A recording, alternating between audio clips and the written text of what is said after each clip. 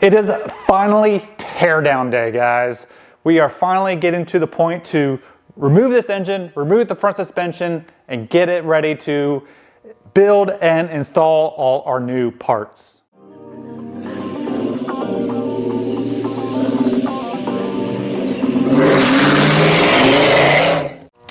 Welcome back, everybody. As I said, we are tearing down the front end of this car. I'm gonna do something that I haven't actually done before on this one for removing this engine. I'm gonna drop everything out of the bottom.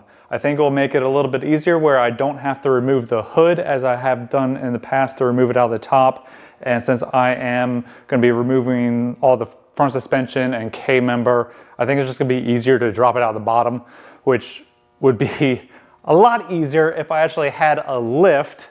It's been on a wish list. I've been trying to figure out the right lift to get and right setup to do in the shop here, but for this, we don't need one. We'll just lift, we'll get the car up. We'll use the engine hoist to drop it down probably onto a furniture dolly, and then we'll use the same engine hoist to then lift up the car, roll the engine out. That's what I've done on the Volkswagen, because the only way to get that engine out is to drop it out of the bottom. So I think that's what I will do for this one. I think it'll make it pretty nice and easy, and we'll have the whole front end sitting there on to roll around on a pallet and everything. It will be pretty nice. So as I've talked about in the past for removing engines, we'll just do a quick overview. Remove the stuff on the top, electrical, fuel, intake, coolant, get all that disconnected, and any other little things else that you have, ground lines or other things like that. Get that removed. On the bottom, we'll remove the exhaust and any suspension points. We'll start getting that disconnected. I'm going to leave the transmission this time, where in the past I have disconnected from the transmission, but this time I'm going to drop the transmission with it.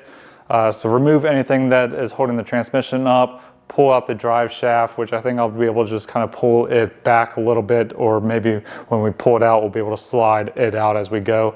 The reason I'm doing that is, one, it'll just kind of make it easier to get it to line up and to disconnect if everything is out.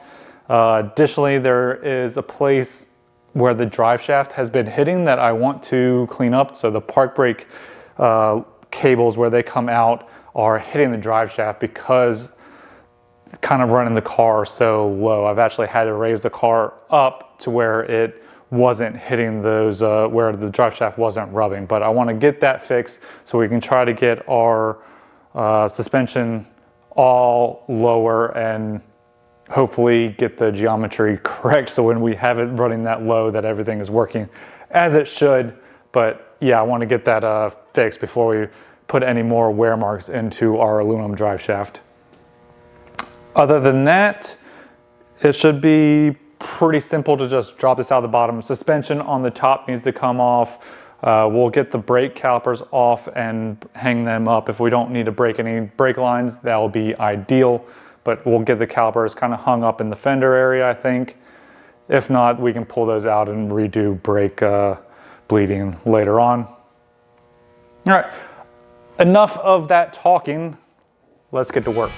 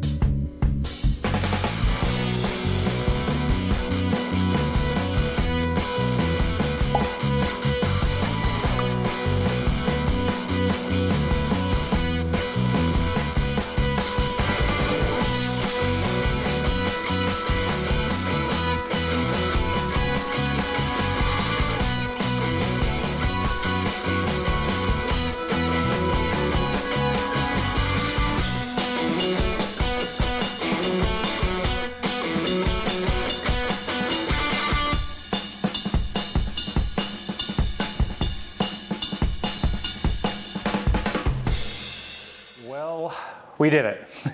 The engine is out. It came out from the bottom. This would be so much easier if I had an actual car lift. That would have been very nice. But it wasn't actually too bad lowering it down onto the dolly and then lifting up from the bumper, which is not a lifting point, so use at your own will. But yeah, it held up just fine. Lifted the car up. I mean, it's lighter since it doesn't have the engine in there.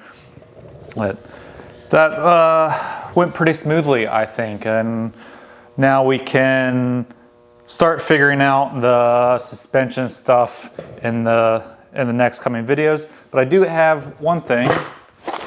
We got the parts in from SN95, so I'm pretty excited about that. So I got the couple plates here to do the suspension mock-up.